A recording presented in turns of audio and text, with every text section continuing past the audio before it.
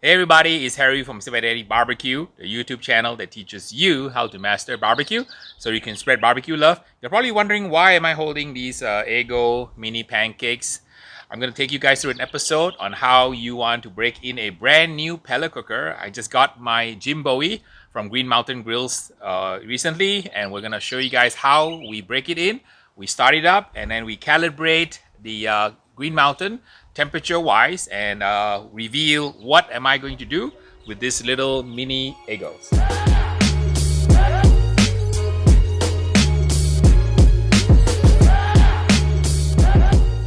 What exactly is a pellet cooker? It's essentially a cooker that has a hopper like this one here that contains these pellets. The fuel that they use here is basically wood pellets that are compressed together and kept together either by pressure or by some kind of a glue. And this is the fuel as well as the smoke that you use when you cook your barbecue. So all pellet cookers have the same kind of construction. They have essentially a little area here where you put the fuel. There's a motor and a fan in there to generate the convection current, and a motor that runs the auger. The auger pushes the pellets in, and then it gets into something called a fire pot. I'm going to show you guys how the fire pot looks like. I'm going to disassemble this one here. And this one's a heat sink. You notice that it's sloping from left to right. And I'm going to carefully remove the heat shield to show you what's underneath a Green Mountain pellet cooker. This is stainless steel, so it will clean up much easier. What you have here is a heat shield here, and this heat shield is adjustable by pulling the lever on this side here. As you pull the lever, you can have a little adjustment to how the heat dissipation works so that you can get a more even heat. And right underneath the heat shield is the actual fire pot itself, if you look at it right here. So basically what happens is the auger pushes these pellets from left to right into this little fire pot, and a heating element heats up the fire pot, and that provides both the heat as well as the smoke for you to barbecue.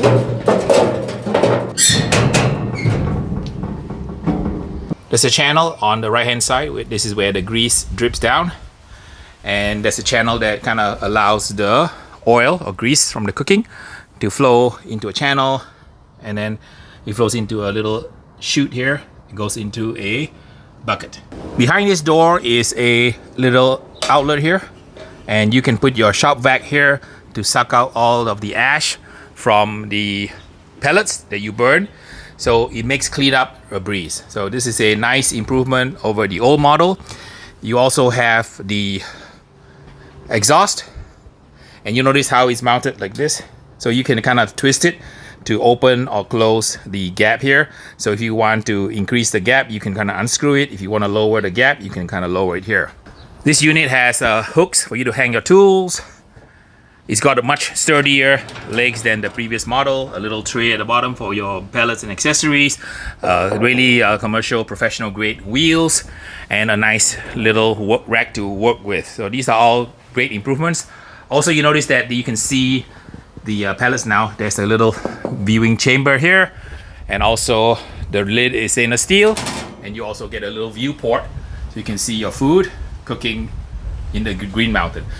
This is the Jim Bowie model. This is the slightly larger model, but you can get the smaller one called the Daniel Boone. They come with a model that is Wi-Fi enabled. Like this one has an antenna. They also sell it without the Wi-Fi. It's got two probes here, and this is a super duper cooker, and here's the holes for you to put the probes. You can put two probes in here, hook it up to the Green Mountain grill. What's nice about a Green Mountain grill also, it's a low voltage system. So it has a low voltage cord here going to a transformer.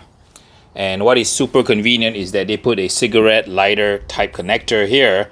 So you can essentially take out this connector, stick it into your vehicle, and use your vehicle power to power your Green Mountain. So if you're off-site, you're at a contest, this is a very thoughtful step they put in here that allows competitors, and you see how long this cord is. So this cord will stretch a long way. So if you are cooking a contest, you need power, and then the contest host is not supplying power, you can go ahead and jack this into your car, cigarette lighter, and it'll power the Green Mountain grill. So that's a fantastic improvement. A lot of thought went into this design.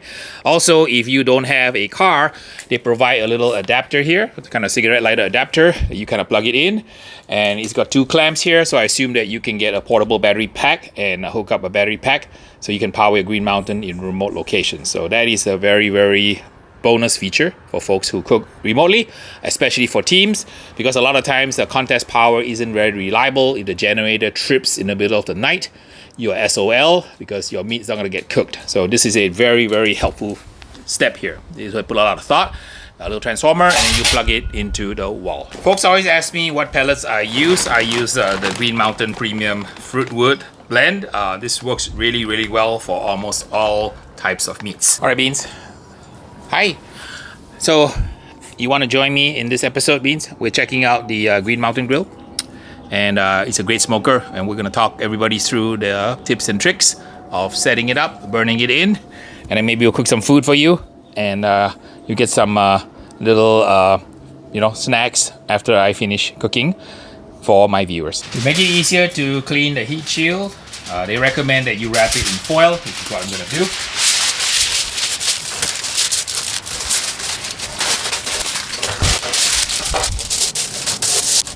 There you have it, wrapped in foil, so for easy cleanup before you start cooking. Firing up the GMG for the first time, making a lot of noises here. I guess the auger is moving. We hit 0 Fahrenheit, hit the up button, turn it on, and it's going through a startup cycle. It's going through a blink phase, and it's doing a 1.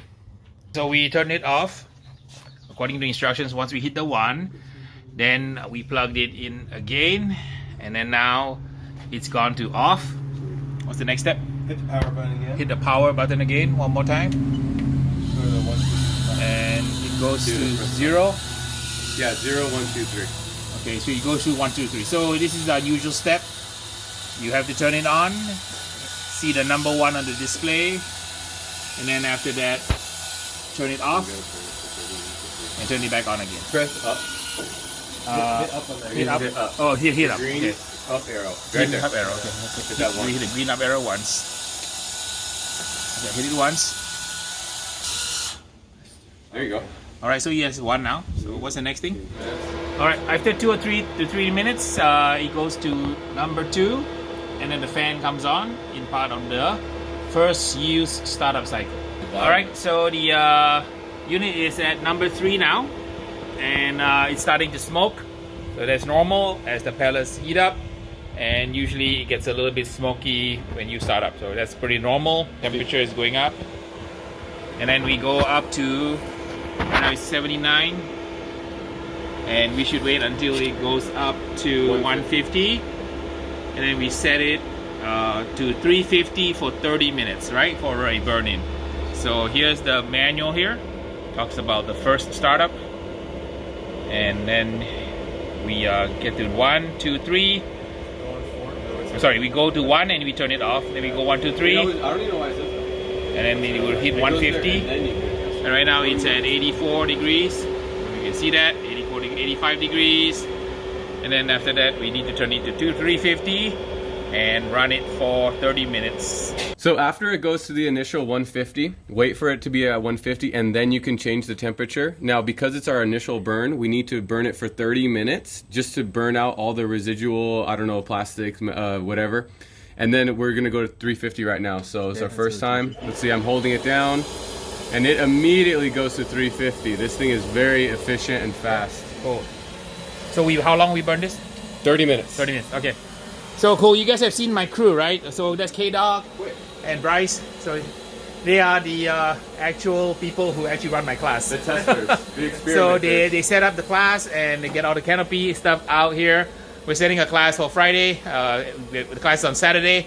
So my crew shows up around Friday afternoon, and you guys spend a few hours setting up the class. And then today we're gonna do a unboxing of the Green Mountain Grill, shipped to me from Paul Peckinpah from California Pellet Grills in Anaheim Hills.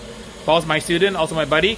So he shipped this to me, and if you want to buy this retail, It's a little bit on back order now, and this is a great smoker, probably around the $1,000 to $1,200 range, but this is definitely a keeper in your backyard if you're one of those people that like the convenience of a push button efficiency. So all in all, a huge improvement over the old model. So if you have the old model, please consider upgrading to the new model. It looks fantastic. Our burn in is complete, and now we're ready for the Eggo's mini pancakes phase, and I'll show you guys why we use the mini pancakes.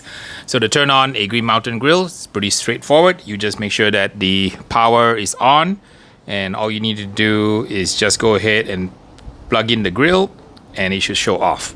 And then after that, you press the red button to turn it on, and you can hear it start up. It's gonna go through a cycle of right now it's showing 0. It's gonna go 0, 1, 2, 3, and then it will stabilize at 150 degrees Fahrenheit.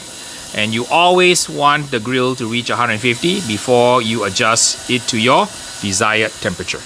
After about 2 minutes, it's reached phase 1. Now, this is a startup for a Green Mountain that has already gone through the startup cycle.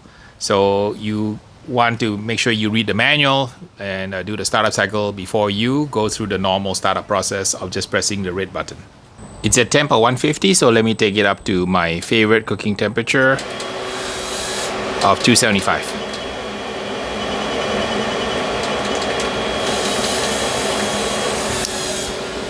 There we go, 275, coming up from around 168.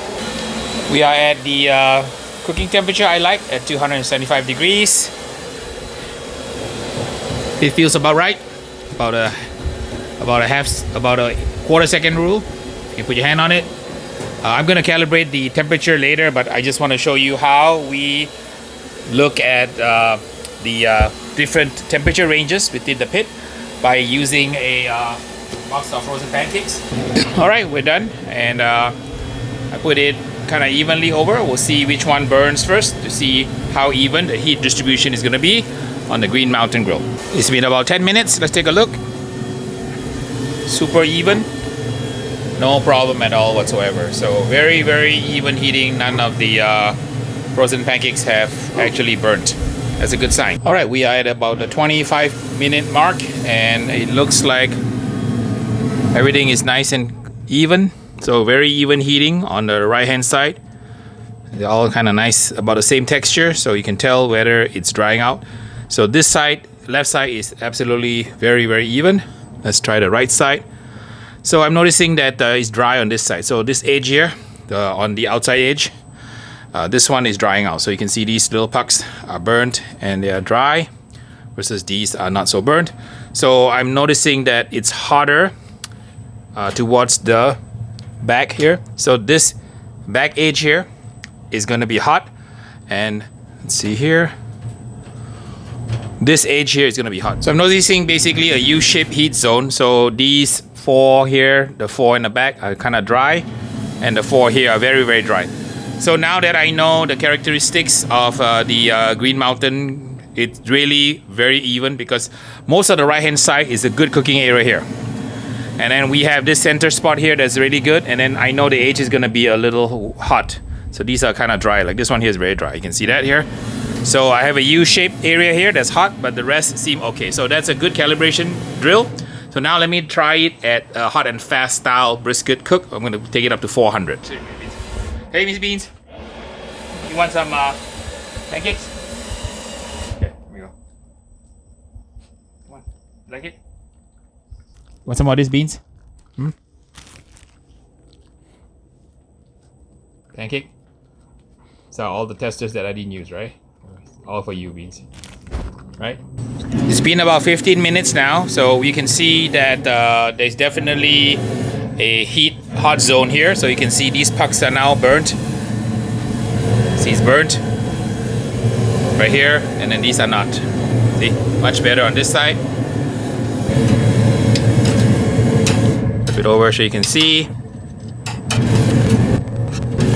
So as you can see, there is a hot zone on the left hand side here, and it's kind of on the outside edge here of the Green Mountain grill, and the middle is really good. Or notice this area all this area here, and then just on the edge a little hot.